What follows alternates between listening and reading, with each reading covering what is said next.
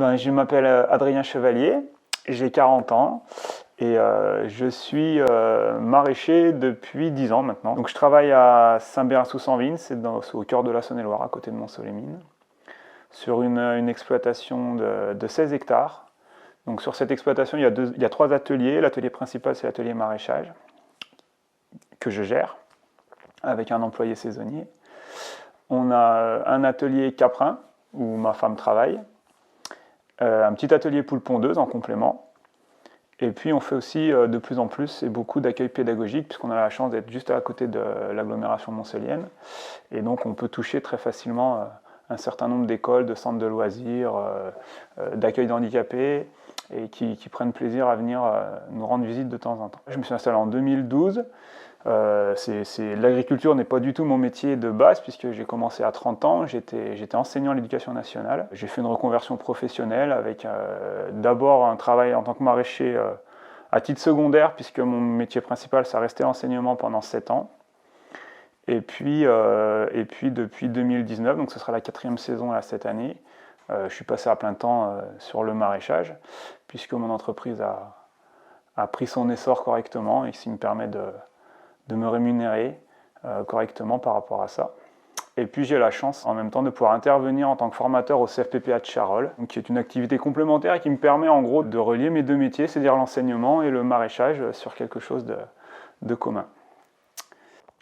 Alors j'ai eu l'avantage à l'éducation nationale de pouvoir bénéficier d'une année de congé de formation, et j'avais le temps pendant cette année de faire une formation pour pouvoir acquérir les bases quand même du maraîchage, parce que c'est pas parce qu'on est dans une ferme que l'on peut faire tous les métiers, donc il me fallait quand même une formation pour savoir travailler et faire pousser des légumes.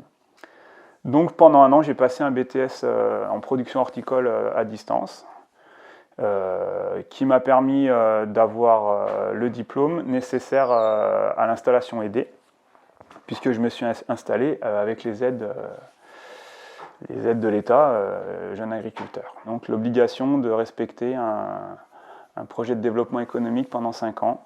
Ça, c'était une partie un petit peu compliquée, parce qu'il y a toujours des comptes à rendre, et puis c'est difficile d'avoir une vision sur le long terme pour développer l'activité, tout en respectant les engagements de l'installation aidée. Donc nous, on a fait le choix, comme j'avais une rémunération autre avec mon militant d'éducation nationale, on a fait le choix d'investir beaucoup sur la ferme. Mais du coup, je ne me suis pas tiré un salaire de la ferme volontairement. C'est pas que je ne pouvais pas, c'est que je préférais investir pour le long terme, pour la suite sur la ferme. Et du coup, j'ai pas réussi à me tirer le SMIC qui est nécessaire. Enfin, j'ai pas souhaité me tirer le SMIC nécessaire au bout de l'année 5. Voilà, ça s'est pas très bien passé au niveau de la DDT. Pour l'instant, voilà, je suis en désaccord avec eux sur le fait que ma DGA, elle n'a pas été valide. Enfin, je devrais la rendre, quoi. Voilà. C'est un peu embêtant, parce que l'exploitation marche très bien. J'ai commencé tout seul. Maintenant, on est 2 associés sur l'exploitation plus un salarié. Donc j'ai l'impression d'avoir réalisé ma part du contrat avec l'argent qui m'a été donné et les prêts avantageux que j'ai pu avoir. Voilà, j'ai créé une exploitation agricole qui aujourd'hui tourne et permet de rémunérer 3 personnes. On a privilégié des investissements sur le long terme plutôt qu'une rémunération à court terme. Et du coup, ça a été... voilà, on n'est pas en accord là-dessus avec la DDT. Donc aujourd'hui, ils me redemandent ma DGA. Ça nous a plus embêté peut-être philosophiquement que financièrement. Parce que voilà, on ne se sent pas soutenu en fait, du coup, par les institutions qui s'annoncent comme étant là pour aider les agriculteurs à se mettre en place. On sortait vraiment du cadre, quoi. Je veux dire, on était... L'objectif, c'est d'installer 3 agriculteurs sur une ferme de 16 hectares, sur des ateliers à dimension beaucoup plus petite que ce qu'on a l'habitude de conduire habituellement. On a 20 chèvres et 2 vaches, donc ce qui est très petit. Sauf que 20 chèvres et 2 vaches rattachées à un jardin qui tourne bien, à un accueil pédagogique et à une ferme dans sa globalité, en fait, c'est économiquement tout à fait possible. Voilà, puisqu'on partage beaucoup de charges sur tous les ateliers. Et donc, 20 chèvres, c'est largement jouable. Et on crée une autonomie, en fait. Du coup, on produit un peu de céréales, on produit un peu de paille, mais du coup, on s'en sert dans le jardin. Donc, en fait, on crée des ateliers, mais qui sont complémentaires. Donc, ça nous aide les uns les autres. Donc, on fait plus de foin, ça va dans le jardin. Enfin, il y a quand même beaucoup d'activités complémentaires. Donc, c'était pas illogique. Il y a une synergie entre tous les ateliers. De ce fait-là, on ne rentrait pas dans les cadres des banques et dans les cadres de la Chambre d'agriculture. Et donc c'est là qu'on a commencé à coincer quand on a souhaité installer Audrey, où notre plan de développement économique, pour eux, n'était pas possible, quoi. Ce qu'on envisageait en termes de BE, en termes de BE, en termes de revenus, pour eux, là on était allé un petit peu trop loin, quoi. C'est pas forcément tourné vers des personnes qui pourraient être des personnes ressources. Voilà, on aime bien faire les choses comme on les ressent, même si c'est pas forcément dans la tradition ou dans l'exactitude technique de ce qu'il faudrait faire. On aime bien les faire comme on les ressent. Donc moi, dans mon installation, j'ai été très autodidacte, j'ai pas demandé beaucoup d'aide ni de conseils. C'est quelque chose que je regrette aujourd'hui, parce que je pense que techniquement, mon installation m'a pris beaucoup plus de temps que si j'avais peut-être fait plus de stages auprès de maraîchers ou une expérience professionnelle en tant que salarié avant chez un maraîcher, si j'avais pu échanger avec d'autres maraîchers. Mais voilà, j'en exprimais pas le besoin à ce moment-là.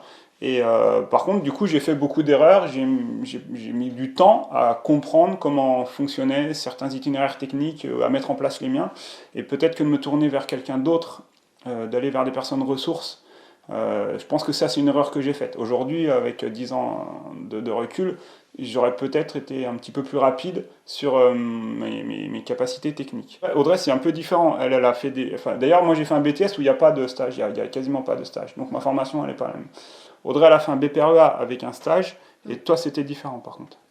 Ouais, bah du coup après moi je me suis, enfin du coup c'est mon amie maintenant, mon maître de stage, et elle m'a appris énormément de choses, mais comme du coup je partais de zéro, c'était compliqué. On s'improvise pas fromager et on s'improvise pas non plus éleveur de chèvres. Si j'avais un conseil, ce serait pour un porteur de projet, pour une multi-activité, c'est déjà de pas partir tout seul. Être à deux, déjà, c'est important. Lui, quand il s'est installé, enfin voilà, ce qu'il a fait au bout de 4 ans, c'est de chercher quelqu'un à partager, quoi. Parce que être seul, c'est pas très long, quoi. Et si je devais recommencer, avant de m'installer, j'irais accumuler de l'expérience chez d'autres professionnels, quoi. En salariat, en bénévole, en woofing, bénévole, peu importe. Mais on peut toujours y arriver. On y arrive. Si on a de la volonté, un petit peu d'énergie, on y arrive. Mais on y arrive, il faut plus de temps pour arriver au même point. Alors que quand on part avec une bonne base de connaissances, même si c'est pas des techniques que l'on va apprendre chez quelqu'un d'autre, même si c'est pas des techniques que l'on gardera sur le long terme, au moins c'est des techniques qui permettent de démarrer et d'avoir une rentabilité assez rapide. Alors que quand il faut éprouver ces techniques à soi et mettre en place tout un itinéraire de culture, et ben en fait il faut beaucoup plus de temps. Donc vraiment le conseil aujourd'hui, c'est se créer de l'expérience avant de pouvoir s'installer. C'est vraiment la chose que je regrette. Je pense qu'on en serait arrivé plus vite au même point. On ne serait pas plus haut maintenant, mais en tout cas on aurait peut-être un petit peu moins galéré les premières années, et voilà, c'est quelque chose d'important à mon sens, ouais.